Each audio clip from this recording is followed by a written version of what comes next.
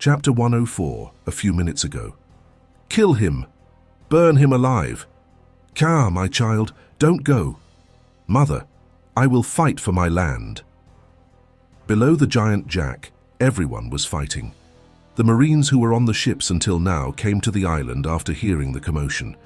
They were currently in a fight of life and death with the Sky People, the 3,000 Birkans, 1,000 God's militia, and 4 personal guards versus 4,500 Marine soldiers. Each ship held 450 Marines, and there were 10 ships.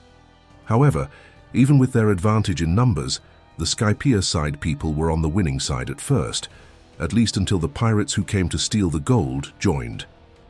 The strongest Birkans, after the High Priest and the personal guards, went after the Vice Admirals, so the thousands of Marines and pirates didn't have anyone to stop them other than weak ones.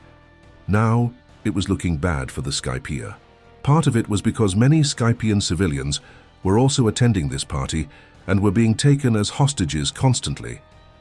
Among them, Robin was rescuing children and women who don't know how to fight. While rescuing hostages, she was also taking down pirates left and right. Fleurs! Robin cracked the neck of 50 pirates at once. It was then. Hina recognized you correctly, Nico, Robin. A rough female voice entered Robin's ears as she looked back. This is Black Cage Hina. Hina had a suspicion the Miss All Sunday from the guild is none other than the Devil Child, Nico Robin. Marine Commodore, Black Cage Hina said, while chewing on a piece of gum. Hina should focus on a threat like you first. Hina rushed towards Robin as Robin smiled softly. Meanwhile, a large sum of militia was protecting the guests from Alabaster. Vivi, stay here. Father, look, people are dying. I need to stop this war. What would you do if Alabaster was in this state? Vivi and Cobra were having a debate among themselves. They treated us like gods the days we spent here. We can't let them die, please. No means no. Why don't you understand, Vivi? Shut up. But Cobra raised his hands to slap Vivi, but stopped midway. He had never hit her even once. He doesn't want to do it ever as well. With a shocked expression, Vivi turned around. She ran away from there. Some tried to stop her, but she didn't let anyone touch her and ran forward. Wait! On her way, she saw Yona and her party rushing towards the forest, going after the world nobles. No, they need to stop. There are still ways to fix things after this. This kingdom can still be a part of WG if Father and that man talks with the elders, but if they harm a world noble, then this will be the end. But during the past 4 years, she was very interested in worldly political affairs. Her interest almost felt surreal. It's as if someone hypnotized her, though they were just her thoughts. But for that, she studied these subjects thoroughly, about kingdoms, about crimes, about forgiveness of the said crime, and also about world nobles. There was an unwritten rule. If you touch a celestial dragon, your end is inevitable. Unfortunately, amidst all this chaos, this exact thing was about to happen. I have to stop them from harming those people. Vivi, while barely evading the skirmish, and while the Shandian who recognized her took damage for her, ran forward and finally entered the forest. But she was maybe too late, because she saw Yona kill the Vice Admirals, as if taking Bird's life. She couldn't recognize Yona, the same girl who was calling her goddess and treating her like one. But she knew one thing. She needs to stop them from harming the world nobles. This place is filled with nice people. I don't want it to be destroyed. She ran forward. At this moment, Vivi was in front of the world noble, her arms spread in the air. Yona! Nobody noticed the hand that was behind Vivi. Yona, you can't harm the... Suddenly, Vivi felt a hand grabbing her from behind and a cold metal pipe touching her skill. Kahihi, I found such a nice rat. It was the noble Bersiodo who had a gun touching Vivi's head. You aren't bad as well, but you look like royalty. I will take you as my concubine if we survive this together, ka-ha-ha, he said, while pressing his hands around Vivi's waist. Now, you red-headed bitch. Don't you dare move or this girl's skull will go boom. Yona, whose eyes were wide and had her left hand pressing her right hand, was out of any thought. The other 2 Birkan caught up to her, but seeing the scene in front, they stopped. Agi goddess! Uruj felt anger rising within his body. He wanted to bash the skull of the noble, but seeing the gun on Vivi's head, he had to force himself from not moving. He also noticed Yona's hand was disgustingly broken, bone revealing and blood dripping down like tears.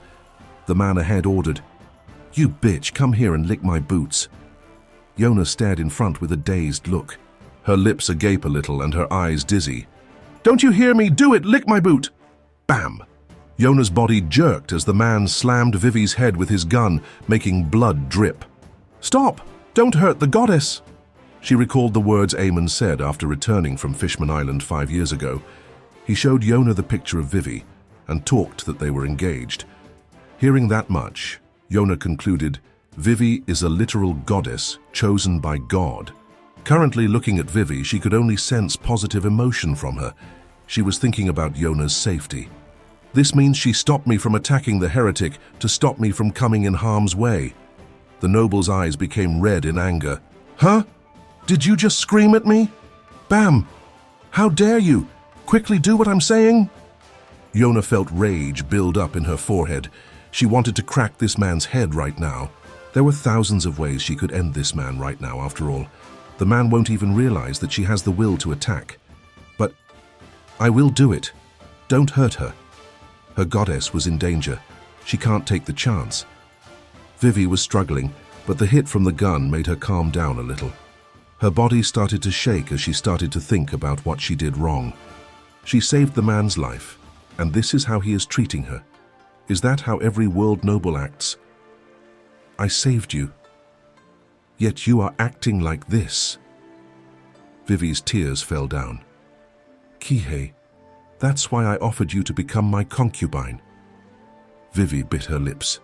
She understood how humans, or precisely how celestial dragons are. She just stared at Yona, who slumped on the ground, and directed her mouth towards the man's shoe. Yes, yes, lick it, do it, ha ha ha. Soon you'll lose your life too. Yona closed her eyes in shame and moved her tongue. She would have killed him, but there must be a reason her goddess stepped forward and saved the heretic. She chose to believe in her goddess than herself this time. Was there a reason the sky became dark, particularly at this moment? Forgive me, my lord. I'm having to lower my head to someone else other than you. Forgive me. Nor was there a reason why the wind was blowing faster. Yona got flashbacks with Amon, her time that she spent with him that night. He didn't even touch her, as the graceful god he is. But today, his most devoted believer is lowering her head in front of a heretic. Or was there a reason why the rain was falling and thunder was crackling? It's because I wasn't strong enough. Yona moved her head with her tongue out, and it was about to touch the shoe. It was then. A pair of large hands stopped her by the shoulders. Red Dragoness, raise your head. You did a fine job. The soothing voice forced Yona to open her eyes large. As she slowly raised her, lines of tears started to fall, her lips quivered. My lord. The man, Amon smiled lightly at her as his wings soared up, blinding the whole area in a flashy light.